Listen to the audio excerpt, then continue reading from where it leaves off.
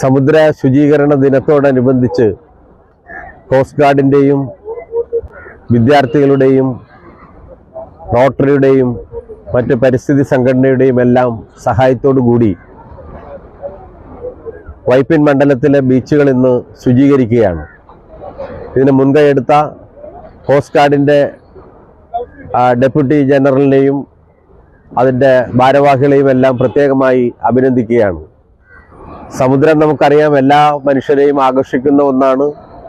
ലോകത്തിലെ 70% വരുന്ന ജനങ്ങളുടെ നിലനിൽപ്പിനും എല്ലാം സഹായിക്കുന്ന ഒന്നാണ്. ഒരുപാട് ജീവജാലങ്ങൾ നമ്മുടെ സമുദ്രത്തിൽ അടങ്ങുന്നുണ്ട്. ഇതിനകം 1 ലക്ഷത്തിലധികം വരുന്ന ജീവജാലങ്ങൾ കണ്ടെത്തിയിട്ടുണ്ട്. കേന്ദ്ര ഗവൺമെൻറ് വീണ്ടും ഗവേഷണങ്ങൾ നടത്തുകയാണ്. നമ്മുടെ സമുദ്രങ്ങളും അതിൻ്റെ തീരപ്രദേശങ്ങളും മലിനമാകാതെ അത് കാത്തു സൂക്ഷിക്കാൻ, ഭൂമിയുടെ ഈ സൗന്ദര്യം കാത്തു സൂക്ഷിക്കാൻ നമ്മളെല്ലാവരും പ്രതിജ്ഞാബദ്ധമാണ്. അതിനുള്ള ബോധവൽക്കരണം കൂടിയാണ് ഈ ദിനാചരണം. തീർച്ചയായും വൈപ്പിൻ മണ്ഡലത്തിലെ നിരവധി ബീച്ചുകൾ ശുചീകരിക്കുന്നതിന് സർക്കാരിൻ്റെ തന്നെ ചില പദ്ധതികളുണ്ട്. ശുചിത്വ സാഗരം സുന്ദര തീരം എന്ന് പറയുന്ന പദ്ധതി ഏറ്റെടുത്ത് കേരളത്തിൻ്റെ ഫിഷറീസ് ഡിപ്പാർട്ട്മെൻറ്റ് പ്രവർത്തിച്ചു വരുന്നുണ്ട്. മാലിന്യമുക്ത കേരളം എന്നുള്ള മനോഹരമായ ആശയം കേരള സർക്കാർ മുന്നോട്ട് വച്ചിട്ടുണ്ട്. അതിൻ്റെ ഭാഗമായി 3500-ലധികം വരുന്ന ഹരിതകർമ്മ സേനാംഗങ്ങൾ സേവനമനുഷ്ഠിക്കുന്നുണ്ട്. ആ നിലയിലെല്ലാം 590 കിലോമീറ്റർ കേരളത്തിൻ്റെ ബീച്ച് സൗന്ദര്യവൽക്കരിക്കാനും അതിൻ്റെ സൗന്ദര്യം നിലനിർത്താനും ഉള്ള സർക്കാരിൻ്റെ ശ്രമങ്ങൾക്കുള്ളൊരു സഹായം കൂടിയാണ് കോസ്റ്റ് ഗാർഡിൻ്റെ ഈ പദ്ധതിയെ ഞാൻ കാണുന്നത്. ഇതിനോട് സഹകരിച്ച എല്ലാവരോടുമുള്ള നന്ദിയും കടപ്പാടും MLA എന്ന നിലയിൽ ഞാൻ അറിയിക്കുന്നു. To commemorate International Coastal Cleanship, which generally happens on the 3rd Saturday of September.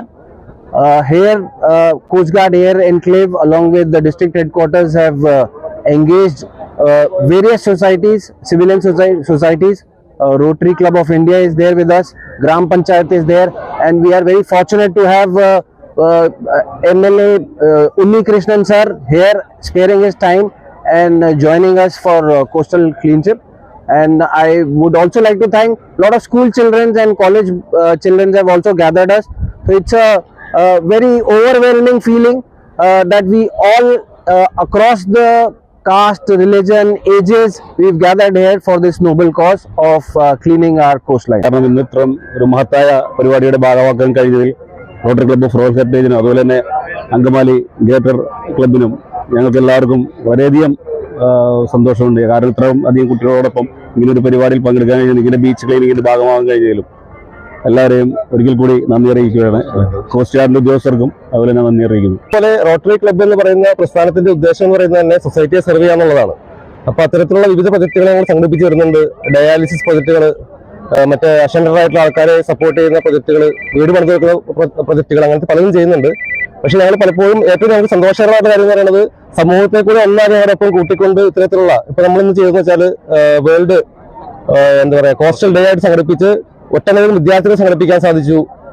പിന്നെ സെൻട്രൽ ഗവൺമെന്റ് അല്ലെങ്കിൽ കോസ്റ്റ് ഗാർഡായിട്ട് സഹകരിക്കാൻ സാധിച്ചു. അപ്പോൾ ഒട്ടനേകം ആളുകളിലേക്ക് ഈ സാമൂഹ്യ പ്രവർത്തനം ചെയ്യേണ്ടതിന്റെ ആവശ്യകത എത്തിക്കാനായിട്ട് ഞങ്ങൾക്ക് സാധിച്ചു. അപ്പൊ അത് ഞങ്ങളെ സംബന്ധിച്ച് വളരെയധികം ചാരിതാർത്ഥ്യമുണ്ട്. ഈ പരിപാടിയോട് സംഘടിപ്പിച്ചത് റോട്ടറി ക്ലബ്ബ് ഓഫ് അങ്കമാലി ഗ്രേറ്ററും റോട്ടറി ക്ലബ്ബ് റോയൽ ഹെറിറ്റേജ് പറവൂരും ഒന്നിച്ച് ചേർന്നിട്ടാണ്. അപ്പോൾ ഈ പരിപാടി വിജയകരമായിട്ട് സംഘടിപ്പിക്കാൻ സാധിച്ചത് എല്ലാവരുടെയും സപ്പോർട്ട് കൊണ്ടാണ്. അപ്പോൾ ഞങ്ങൾ നന്ദി അറിയിച്ചുകൊണ്ട് കോസ്റ്റ് ഗാർഡിന്റെ നേതൃത്വത്തിൽ പള്ളിപ്പുറം പഞ്ചായത്തിന്റെ സഹകരണത്തോടു കൂടിയാണ് ഇന്ന് ഈ തീരദേശ ശുചീകരണ പ്രവർത്തനങ്ങൾ ഇവിടെ നടത്തുന്നത്. പള്ളിപ്പുറം പഞ്ചായത്തിന്റെ എല്ലാ ഹരിതകർമ്മ സേനാംഗങ്ങളുടെ സഹായവും അവർക്ക് വേണ്ട എല്ലാ സഹായവും പള്ളിപ്പുറം പഞ്ചായത്തിന് നൽകിയിട്ടുണ്ട്. അവർ വന്നപ്പോൾ തന്നെ പറഞ്ഞു നമ്മുടെ ചെറായി ബീച്ച് നല്ല ശുചീകരണപ്പെട്ട് കിടക്കുകയാണ്, വേറെ കുഴപ്പമൊന്നുമില്ല എന്ന് പറഞ്ഞു. അപ്പൊ നിരന്തരം നമ്മൾ ശുചീകരണ പ്രവർത്തനങ്ങൾ നടത്തുകയും പ്ലാനറ്റ് എർത്ത് എന്ന ഒരു NGO സംഘടനയുമായി ബന്ധപ്പെട്ട് നമ്മളും പള്ളിപ്പുറം പഞ്ചായത്തും പ്ലാനറ്റ് എർത്ത് എന്ന സംഘടനയും സഹകരിച്ചുകൊണ്ട് ഈ കടലിലെ പ്ലാസ്റ്റിക് നീക്കം ചെയ്യുന്നതിനും ഇവിടെ തീരദേശത്തെ പ്ലാസ്റ്റിക്കുകളൊക്കെ നീക്കം ചെയ്യുന്നതിനുള്ള പദ്ധതി പഞ്ചായത്ത് നടപ്പിലാക്കിക്കൊണ്ടിരിക്കുന്ന സന്ദർഭത്തിലാണ് ഈ ഒരു ശുചീകരണ പ്രവർത്തനം കൂടി ഇവിടെ നടത്തുന്നത്. ഈ ശുചീകരണ പ്രവർത്തനം നടത്താൻ മുന്നോട്ട് വന്ന കോസ്റ്റ് ഗാർഡിനെയും മറ്റ് ഇതര സംഘടനകളെ എല്ലാവരെയും പള്ളിപ്പുറം പഞ്ചായത്തിന് വേണ്ടി അഭിവാദ്യം ചെയ്യുന്നു.